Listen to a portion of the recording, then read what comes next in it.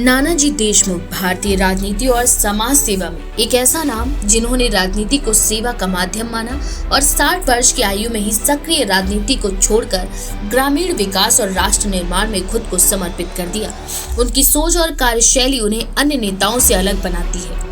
नानाजी का पूरा नाम चंडिका दास अमृतराव देशमुख था और उनका जन्म 11 अक्टूबर 1916 को महाराष्ट्र के परभणी जिले में हुआ था। बचपन से ही वे राष्ट्रीय स्वयंसेवक संघ आरएसएस से जुड़े और आगे चलकर जनसंघ के प्रमुख रणनीतिकार बने। वे केवल एक राजनेता नहीं बल्कि एक विचारक, संगठनकर्ता और समाज सुधारक भी थे। नानाजी देशमुख कम उम्र में ही राष्ट्रीय स्वयंसेवक संघ से जुड़ गए थे। संघ के प्रति उनकी निष्ठा और संगठन कौशल को देखते हुए उन्हें संघ की विभिन्न जिम्मेदारियां सौंप दी गई। वे लंबे समय तक संघ के प्रचारक के रूप में कार्यरत रहे। 1951 में जब श्यामा प्रसाद मुखर्जी ने भारतीय जनसंघ की स्थापना की तो राष्ट्रीय स्वयंसेवक संघ आरएसएस ने इसे मजबूती देने के लिए अपने 5 प्रमुख कार्यकर्ताओं को भेजा। इन 5 लोगों के नाम थे पंडित दीनदयाल उपाध्याय, बलराज मधो, बापू साहेब सोहनी, सुंदर सिंह भंडारी, नानाजी देशमुख। नानाजी देशमुख को उत्तर प्रदेश में जनसंघ को मजबूत करने की जिम्मेदारियां सौंपी गयी। अपने कुशल संगठन कौशल के कारण उन्होंने जनसंघ को मजबूत किया और उत्तर प्रदेश में पार्टी को कांग्रेस के बाद दूसरी सबसे बड़ी पार्टी बनाने में महत्वपूर्ण भूमिका निभाई। उनके प्रयासों में 1957 में उत्तर प्रदेश में जनसंघ के केवल 14 ही विधायक थे, जो 1967 तक बढ़कर 100 हो गए थे। नानाजी देशमुख ने गठबंधन की राजनीति को नई दिशा दी थी। उन्होंने 1967 के चुनाव में कांग्रेस को हराने के लिए कई दलों को एक मंच पर लाने का कार्य किया।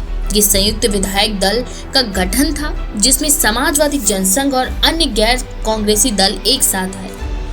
1977 में जनता पार्टी की सरकार बनने के पीछे भी नानाजी के रणनीति और संगठन क्षमता की महत्वपूर्ण भूमिका रही। वहीं राजनीति से संन्यास और समाज सेवा की ओर कदम बढ़ाने को लेकर अगर नानाजी के बारे में बात की जाए तो जब 1977 में जनता पार्टी की सरकार बनी तो नानाजी देशमुख को केंद्रीय मंत्री पद की पेशकश की गई, लेकिन उन्होंने ये कहकर इसे अस्वीकार कर दिया कि 75 वर्ष की उम्र तक किसी भी नेता को राजनीति से संन्यास ले लेना चाहिए जिससे नए लोगों को मौका मिल सके। हालांकि नानाजी देशमुख ने खुद 60 वर्ष की उम्र में ही राजनीति से संन्यास ले लिया और पूरी तरह से समाज सेवा में लग गए। राजनीति से अलग होने के बाद नानाजी ने अपनी पूरी शक्ति और ध्यान ग्राम विकास और ग्रामीण आत्मनिर्भरता पर केंद्रित कर दिया। उन्होंने उत्तर प्रदेश और मध्य प्रदेश की सीमा पर स्थित चित्रकूट को अपनी कर्म भूमि बनाया और वहाँ ग्रामोदय विश्वविद्यालय की स्थापना की। नानाजी देशमुख का मानना था कि भारत का वास्तविक विकास तभी संभव है जब गांवों का विकास होगा। उन्होंने ग्रामोदय आंदोलन की शुरुआत की और कई क्षेत्रों में कई कार्य किए जिसमें स्वास्थ्य सेवा, शिक्षा, कृषि सुधार, स्वरोजगार और आत्मनिर्भरता।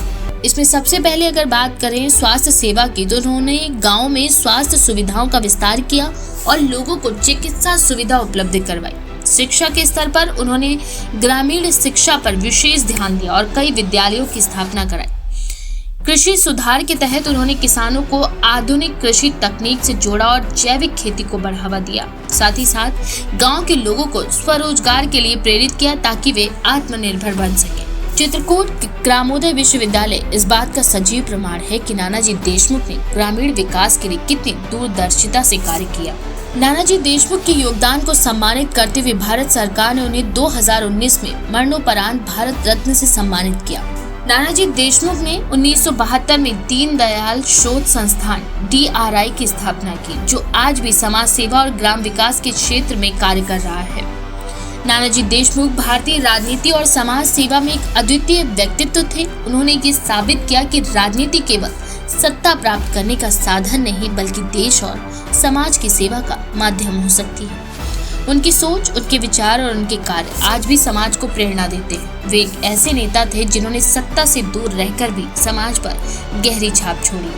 उनका जीवन ये संदेश देता है कि सच्ची सेवा राजनीति में रहकर नहीं बल्कि जमीनी स्तर पर काम करके की जा सकती है। उनका योगदान और विचारधारा भविष्य की पीढ़ियों के लिए मार्गदर्शक बनी रहेगी।